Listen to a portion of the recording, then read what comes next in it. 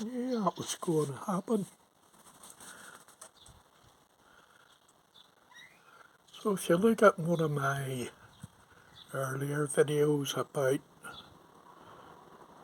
feeding the birds on the cheap, pardon the pun, said about chips.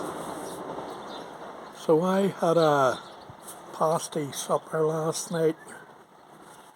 They always give you too many chips, so the rest goes out for the birds. And I wondered why it was they came down for the chips. It's because they eat them in the local parks and car parks around McDonald's and where people gather to eat out in the evening.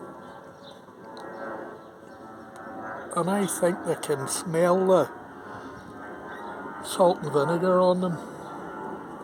And away he goes. And there's another one up there. I don't mind them. They've got to eat as well.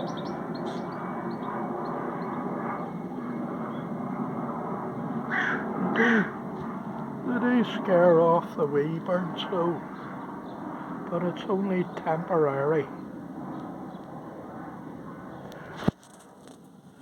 Maybe a bit later on I'll take you all for a wee wander round the garden. Anyway, thanks for coming back.